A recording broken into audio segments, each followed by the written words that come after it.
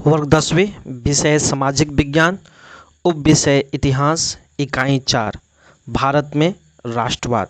तो बढ़ते हैं सबसे पहला नंबर प्रश्न की ओर। तो सबसे पहला नंबर प्रश्न है, गद्दार पार्टी की स्थापना किसने और कब की थी? इसका आंसर होगा लाला हरदयाल ने सन 1913 ईस्वी में।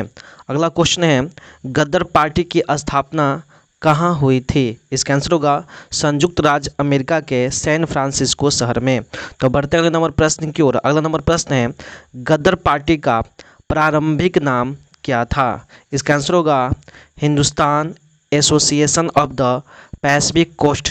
अगला नंबर क्वेश्चन है, कांग्रेस पार्टी का विभाजन किस सत्र में हुआ था? इसका आंसर होगा 1907 ईस्वी के सूरत अधिवेशन में।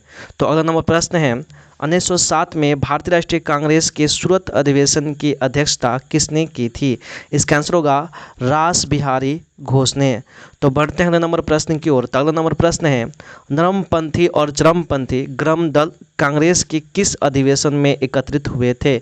इसका आंसर होगा 1916 के लखनऊ अधिवेशन में। तो अगला नंबर क्वेश्चन है, 1916 के लखनऊ अधिवेशन की अध्यक्षता किसने की थी? इसका आंसर होगा अंबिका चरण मजूमदार ने। तो आशा करते हैं कि आपके सभी प्रश्न समझ में आ गए हैं। अगर आपको लगता है कि सभी प्रश्न इंपॉर्टेंट है, आप जरूर मेरे चैनल को सब्सक्राइब कीजिएगा।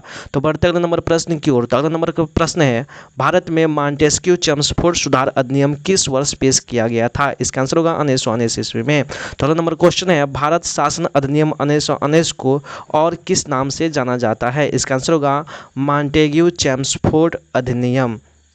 तो बढ़ते हैं अगले नंबर प्रश्न की ओर। तो अगला नंबर प्रश्न है, भारत शासन अधिनियम 1919 के समय भारत का वायसराय कौन था? इसका आंसर होगा लॉर्ड चेम्सफोर्ड। तो बढ़ते हैं अगले नंबर प्रश्न की ओर। तो अगला नंबर प्रश्न है, भारत का प्रथम वायसराय कौन था? इसका आंसर होगा लॉर्ड कैनिंग। तो बढ़ते अगले नंबर प्रश्न की ओर। तो अगला नंबर प्रश्न है, भारत के पहले गवर्नर जनरल कौन थे? इसका आंसर होगा वारेन हेस्टिंग। तो आशा करते हैं कि आपके सभी प्रश्न समझ में आ गए हैं। अगर आपको लगता है कि सभी प्रश्न इंपॉर्टेंट है और आपके एग्जाम के लिए उपयोगी है, तो जरूर आप मेरे चैनल को सब्सक्राइब कीजिएगा, वीडियो को लाइक कीजिएगा, साथ ही साथ इस वीडियो को शेयर कीजिएगा। तो बढ़ते हैं अगले नंबर प्रश्न की ओर। तो अगला नंबर प्रश्न है, स्वतंत्र भारत के प्रथम और अंतिम गवर्नर जनरल कौन थे? इसका आंसर होगा लॉर्ड माउंटबेटन। तो बढ़ते हैं नंबर प्रश्न की ओर। अगला नंबर प्रश्न है, स्वतंत्र भारत के प्रथम भारतीय और अंतिम गवर्नर जनरल कौन थे? इसका आंसर होगा सी राजगोपालाचारी। तो आशा करते हैं कि आपको ये सभी प्रश्न समझ में आ गए हैं। तो आज का सबसे अंतिम प्रश्न है, पूर्ण स्वराज की मांग का प्रस्ताव कांग्रेस के किस वार्षिक अधिवेशन में पारित हुआ था? इसका आंसर होगा 1929 के लाहौर अधिवेशन में।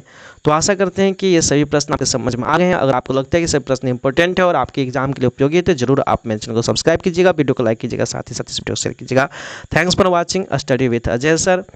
तो आप सभी लोगों को मेरी तरफ से बेस्ट ऑफ लक। जय हिंद, जय भारत, जय बिहार।